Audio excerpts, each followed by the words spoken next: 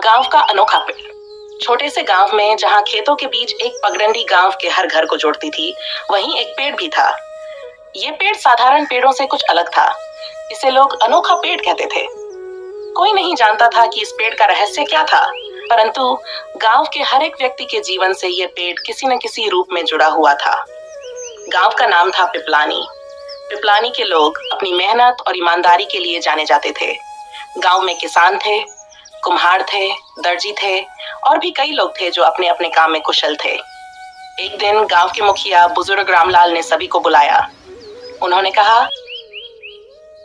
आज रात हमें कुछ खास करना है। हमारे गांव में वह पेड़ आज भी खड़ा है जिसे हम सभी बचपन से देखते आ रहे हैं, पर क्या किसी ने जानने की कोशिश की कि वह पेड़ क्या कहता है? लोग एक दूसरे की तरफ देखने लगे। कोई कुछ बोल नहीं रहा था। रामलाल ने फिर कहा, क्यों न हम आज रात मिलकर इस पेड़ के पास बैठें और उसके रहस्य को जानें। गांव के बच्चे उत्साहित हो गए। वे सोचने लगे कि शायद ये पेड़ जादुई होगा और इसमें कोई खजाना छिपा हो सकता है। बड़ों ने सोचा कि ये सिर्फ एक साधारण पेड़ है, परंतु रामलाल की बातों में कुछ ऐसा था कि सभी सहमत हो गए। रात का समय हुआ। गांव के लोग टॉर्च और लालटेन लेकर पेड़ के पास इकट्ठा हो गए। वह पेड़ गांव के किनारे था, जहां चारों तरफ खेत थे और हल्की ठंडी हवा चल रही थी। सबने मिलकर पेड़ के नीचे गोल घेरा बनाया और चुपचाप बैठ गए। रामलाल ने कहा, ये पेड़ हमारी जिंदगी से बहुत कुछ कहता है, बस हमें उसे सुनना होगा। आइए इस पेड़ की कहानी को सुनने की कोशिश करें। एकदम से हवा तेज हो गई। पत्तों की सरसराहट शुरू हो गई। बच्चे घबराने लगे और कुछ औरतें धीरे से बुदबुदाई, रामलाल तो सच में कुछ अजीब बात कर रहे हैं। अचानक पेड़ के तने से एक बूढ़े आदमी की आवाज आई, क्यों डर रहे हो बच्चों? मैं तो बस तुम्हें अपनी कहानी सुनाना चाहता हूँ। सभी चौंक गए। ये क्या? पेड़ बोल रहा है? रामलाल ने सिर हिलाते हुए कहा, सुनो, अब ये पेड़ ही हमें कुछ सिखाएगा। पेड़ ने बोलना शुरू किया, मुझे देखो, मैं यहाँ सदियों से खड़ा हूँ। मैंने इस गांव को बदलते देखा है। तुम लोग मुझे अनोखा पेड़ कहते हो, परंतु मेरी अनोखाई में कुछ नहीं है। जो बात अनोखी है वह ये कि मैंने हमेशा इस गांव की खुशहाली देखी है।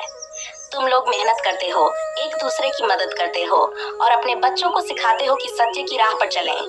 परंतु आजकल कुछ बदल रहा है और यही मुझे चिंता में डाल रहा है। रामलाल ने पूछा, क्या बदल रहा है पेड़ बाबा? हमने तो ऐसा कुछ महसूस नहीं किया।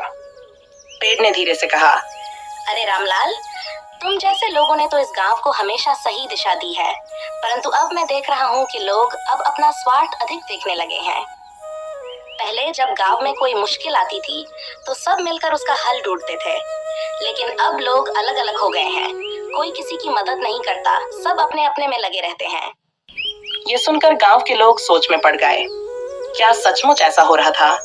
गांव के युवा लड़के जो अक्सर आपस में झगड़ते रहते थे, सिर झुकाए बैठे थे। तभी पेड़ ने कहा, सुनो, मेरे पास एक उपाय है। अगर तुम लोग फिर से एकजुट होकर काम करोगे तो इस गांव की खुशहाली लौट आएगी। सबको मिलजुल कर काम करना होगा, एक दूसरे का साथ देना होगा, तभी इस गांव में फिर से वही पुराने दिन लौटेंगे। एक औरत ने पूछा, परंतु पेड़ बाबा, हम कैसे ये कर सकते हैं? पेड़ ने मुस्कुराते हुए कहा, तुम्हें बस एक दूसरे पर विश्वास करना होगा। जब भी कोई मुसीबत आए, सब मिलकर उसका सामना करो और सबसे बड़ी बात, सच्चाई की राह पर चलो। झूठ से दूर रहो और कभी किसी को धोखा मत दो। याद रखो, अगर तुमने ये बातें मान ली तो तुम्हारा गांव फिर से खुशहाल हो जाएगा। गांव के सभी लोग सोच में पड़ गए। ये सच था कि अब वे पहले की तरह एकजुट नहीं थे। धीरे धीरे लोग अपने स्वार्थ में डूब गए थे।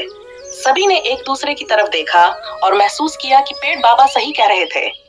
रामलाल ने खड़े होकर कहा, पेड़ बाबा की बातों में सच्चाई है। हमें फिर से मिलकर इस गांव को संवारना होगा। चलो हम सब मिलकर कसम खाते हैं कि हम एक दूसरे की मदद करेंगे और गांव की खुशहाली के लिए काम करेंगे। सभी ने मिलकर कसम खाई। अगले ही दिन से गांव में एक बदलाव देखने को मिला। लोग फिर से एकजुट होकर काम करने लगे। जो भी समस्या आती, सभी मिलकर उसका हल निकालते। धीरे धीरे गांव की हालत सुधरने लगी। खेती बाड़ी भी पहले से बेहतर होने लगी और गांव में फिर से खुशहाली लौट आई। कुछ समय बाद गांव के बच्चों ने देखा कि वह अनोखा पेड़ पहले से भी हरा भरा हो गया था। उसकी पत्तियां चमक रही थीं, जैसे वह खुद भी खुश हो। एक बच्चा बोला, पेड़ बाबा ने सचमुच हमें सही राह दिखाई है। रामलाल ने हंसते हुए कहा, ये पेड़ बाबा नहीं, बल्कि हमारी एकता और सच्चाई की ताकत है, जिसने हमें फिर से मजबूत किया है। गांव के लोग उस दिन से पेड़ के नीचे इकट्ठा होकर उसकी कहानी सुनते और उसे धन्यवाद देते। वह पेड़ अब सिर्फ एक पेड़ नहीं था, बल्कि गांव के हर दिल का साथी बन गया था।